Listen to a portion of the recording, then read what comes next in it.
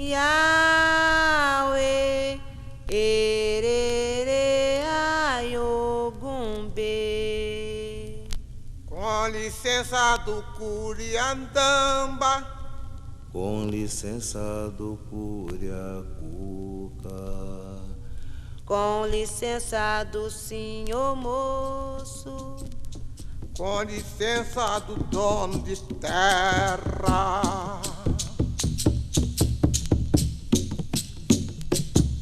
com licença do Curiandamba, com licença do Curiacuca, com licença do senhor moço, com licença do dono de terra.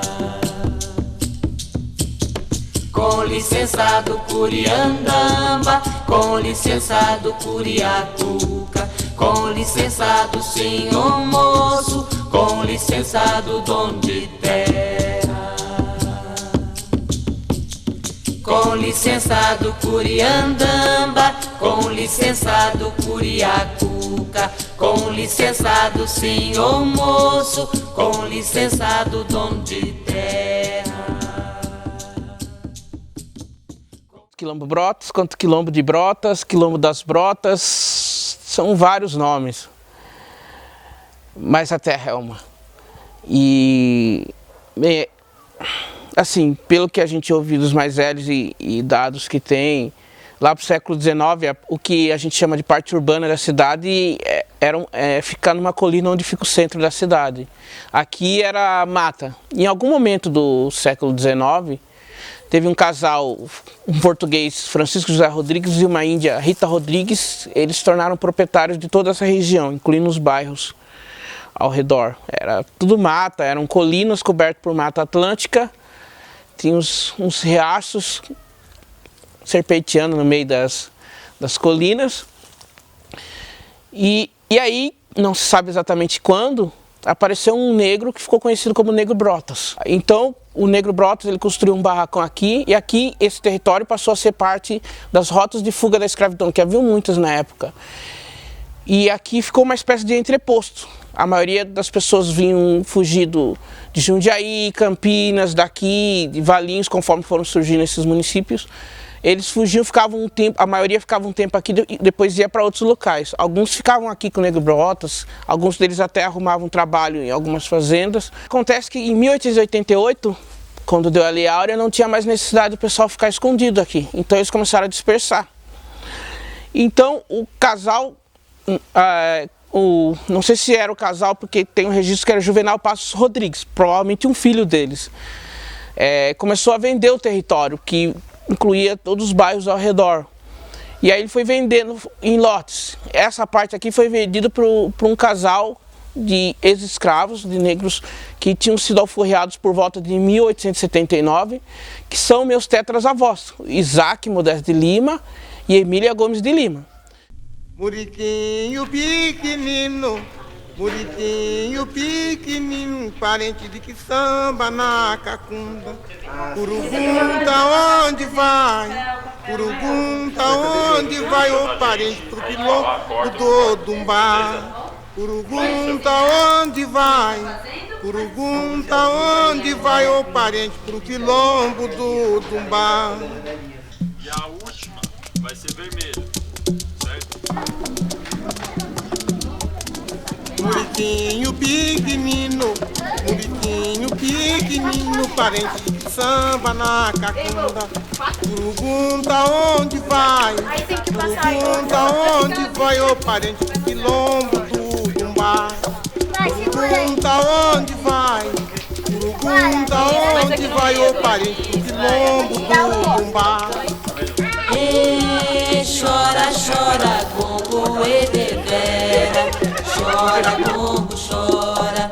E chora, chora, gongo e cambada. Chora, gongo, chora. Muriquinho pequenino, parente. A Amélia, ela, uma das filhas, dos filhos de Isaac e Emília, ela foi dos irmãos a que ficou aqui. Ela é bastante lembrada aqui dentro da comunidade por causa da personalidade dela. E ela era muito resistente a questões relacionadas tanto a questão do preconceito com mulher quanto preconceito em relação ao negro. Ela lutava muito em relação a isso. Ela falava para a mulher, a mulher da nossa família não tem que ficar apanhando de marido, se casou e não deu certo, vem para cá porque eu não quero gente minha apanhando. Ela falava, ela ensinava para as filhas, para as netas, tem o seu trabalho, não para ficar sustentando o marido, mas para ajudar na casa.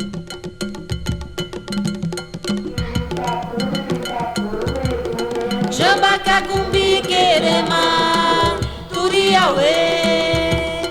Jambaca cumbi querema, mapia turi turiauê, mapia.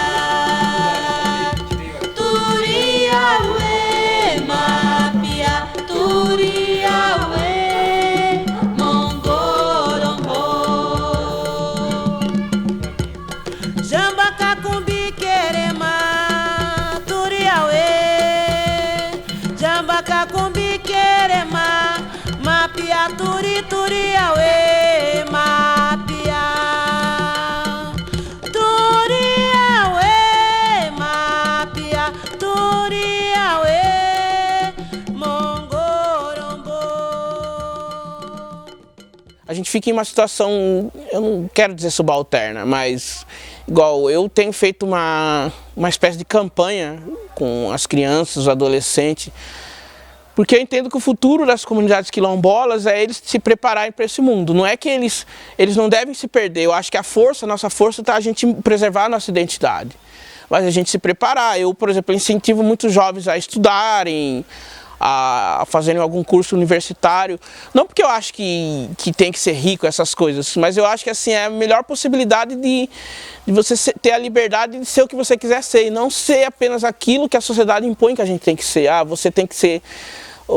se você não for aquele que vai trabalhar para ele, como empregada, como pedreiro, seja lá o que for, você vai ter que ser um criminoso. Que isso é muitas vezes a visão que eles têm. E não, eu acho que eles têm que ser tudo que eles puderem ser. Então eu incentivo a molecada a estudar para que eles tenham essa liberdade de poder escolher uma profissão que eles gostam. Eu acho que sim, para mim, a vida só vale a pena quando a gente pode fazer algo que gosta.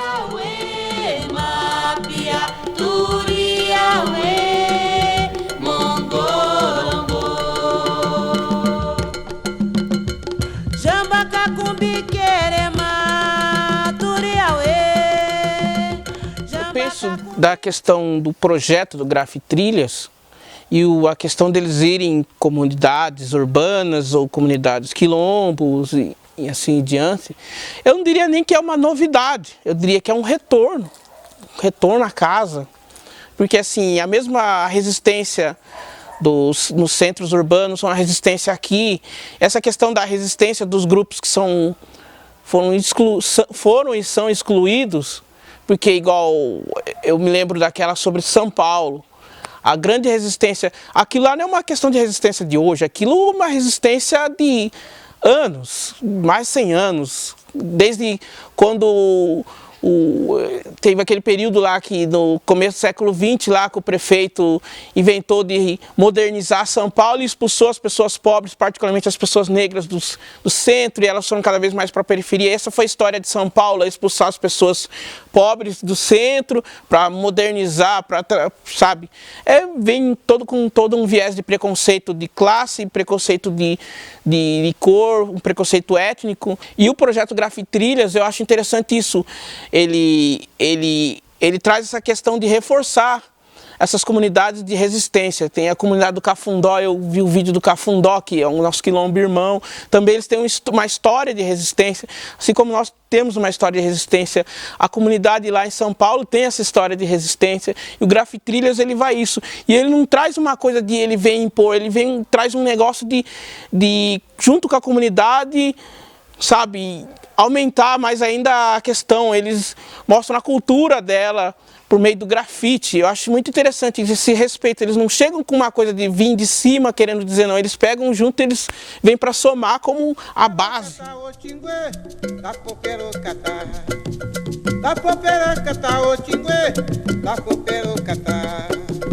Jinguiawa Uaiê, da Poperocatá, Tinguiá, uaiê, Da Poperocatá, ô Tinguê, da Poperocatá. Da Poperocatá, ô Tinguê, da Poperocatá. Tinguiá, uaiê, da Poperocatá.